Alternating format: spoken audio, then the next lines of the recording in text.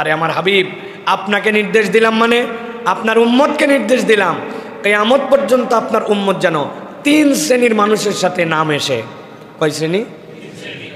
এদের সাথে যেন কোনো সম্পর্ক না রাখে।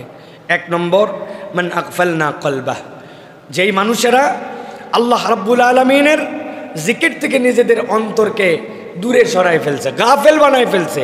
দুনিয়ার ঠাঁট বাট, টাকা পয়সা, চলাফেরা, জামা কাপড়, খাওয়া দাওয়া, বাড়ি ঘর খুব হেভি, কিন্তু আল্লাহর স্মরণের সাথে তাদের সম্পর্ক নাই, গাফেল বান্দা।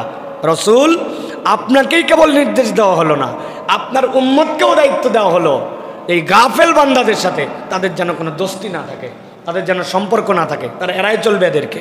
এটা 1 নম্বর। 2 নম্বর, ওয়াত্তাবা হাওয়া, 1 শ্রেণীর মানুষ আছে খেয়াল খুশি মতো জীবন চালায়, আল্লাহ পছন্দ জিন্দেগি না, নিজ পছন্দ জিন্দেগি। আল্লাহ মানে না এরকম না, তবে আল্লাহ ততদূর পর্যন্ত নেয় যতদূর উনার লাগে, আর যে পর্যন্ত যে লাগে না আল্লাহকে বাদ দেয়। 30টা রোজা রাখে, রোজায় পানিও খায় না, রোজায় খাদ্যও খায় না, আল্লাহ মানা করছে। কিন্তু ঈদের দিনে বেহায়া পোশাক পরে বাহিরে ঘোরাফেরা করে, ঈদের দিন থেকে নামাজ কালাম বাদ দিয়ে দেয়, রোজাও রাখছে আল্লাহর নির্দেশে, ঈদের আনন্দও করছে নিজের অন্তর যেরকম চাই এইরকম করে। আল্লাহ বলছেন ওয়াত্তাবা হাওয়া, তার সাথে সম্পর্ক রাখবেন না, আপনার তার সাথে খাই খাতির রাখার কোনো প্রয়োজন নাই, যে মন পছন্দ জিন্দেগি চালায়। আর 3 নম্বর, ওয়াকানা আমরুহু ফুরুতা, আর যেই ব্যক্তি তার কার্যক্রমে সীমা লঙ্ঘন করে ফেলেছে, আল্লাহর হুদুদ মানে না, সীমা অতিক্রম করে ফেলেছে।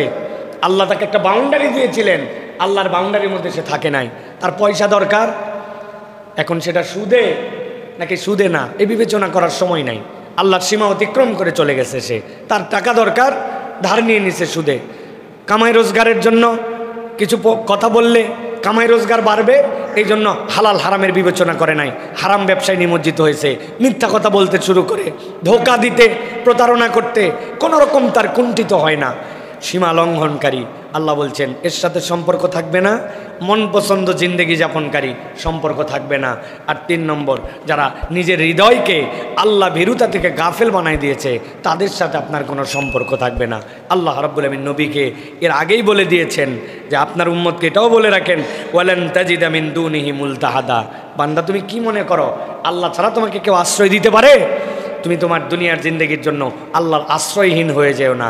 মূলত আল্লাহ আগে আয়াত বলে পরে এই আয়াত বলেছেন, কেউ যদি মন পছন্দ জিন্দেগি চালায়, আল্লাহর জিকির থেকে গাফেল হয়ে যায় আর সীমা অতিক্রম করে ফেলে, আল্লাহর আশ্রয়ে তার আর কোনো অবস্থান নাই। আর যে ব্যক্তির কিছু কম আছে, কিছু ল্যাকিংস আছে, কিন্তু তারপরেও সে আল্লাহ রাব্বুল আলামিনের সীমা অতিক্রম করে না, আল্লাহ বলছেন বাকিটা আমি দেখে নিব, আমি ছাড়া প্রকৃতার্থে আশ্রয়দাতা দুনিয়াতে কেউ নাই, ঠিক কিনা?